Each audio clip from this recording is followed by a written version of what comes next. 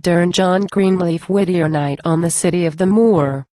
On Muskang tomb, and white-walled shore, on sea waves, to whose ceaseless knock the narrow harbor gates unlock, on corsair's galley, caracked tall, and plundered Christian caravel. The sounds of Moslem life are still. No mule bell tinkles down the hill. Stretched in the broad court of the Khan, the dusty Barnu caravan lies heaped in slumber, beast and man. The sheik is dreaming in his tent, his noisy Arab tongue o'erspent. The kiosk's glimmering lights are gone, the merchant with his wares withdrawn. Rough pillowed on some pirate breast, the dancing girl has sunk to rest. And, save where measured footsteps fall along the Bashaw's guarded wall, or where, like some bad dream, the Jew creeps stealthily his quarter through, or counts with fear his golden heaps, the city of the corsair sleeps. But where yon prison long and low stands black against the pale star glow, troughfed by the ceaseless wash of waves, there watch and pine the Christian slaves. Rough-bearded men, whose far-off wives wear out with grief their lonely lives. And youth, still flashing from his eyes the clear blue of New England skies, a treasured lock of whose soft hair now wakes some sorrowing mother's prayer. Or, worn upon some maiden breast, stirs with the loving heart's unrest. A bitter cup each life must drain, the groaning earth is cursed with pain, and, like the scroll the angel bore the shuddering Hebrew seer before, o'erwrit alike, without, within, with all the woes which follow sin.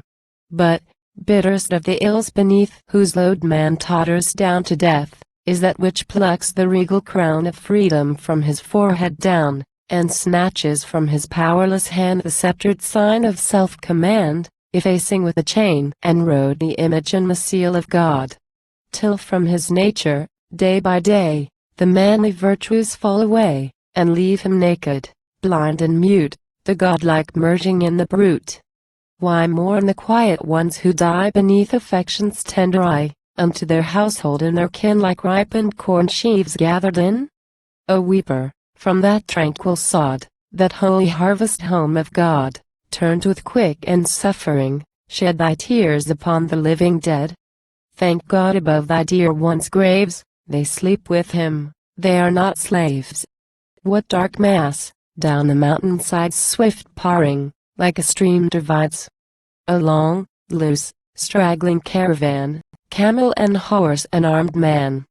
The moon's low crescent, glimmering o'er its grave of waters to the shore, lights up that mountain cavalcade, and gleams from gun and spear and blade near and more near. Now o'er them falls the shadow of the city walls.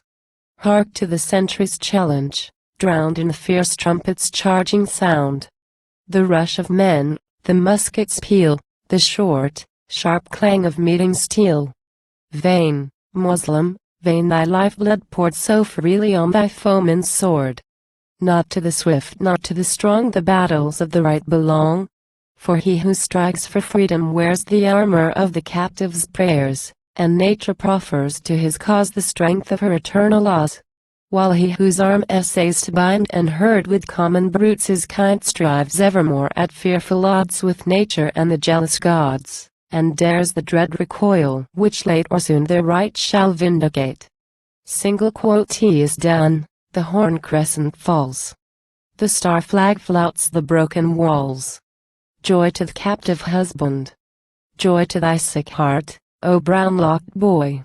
In sullen wrath the conquered Moor wide open flings your dungeon door, and leaves ye free from cell and chain, the owners of your cells again.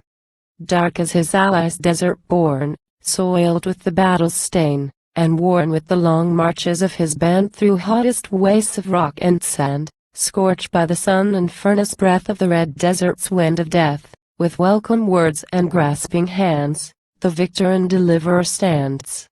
The tale is one of distant skies. The dust of half a century lies upon it.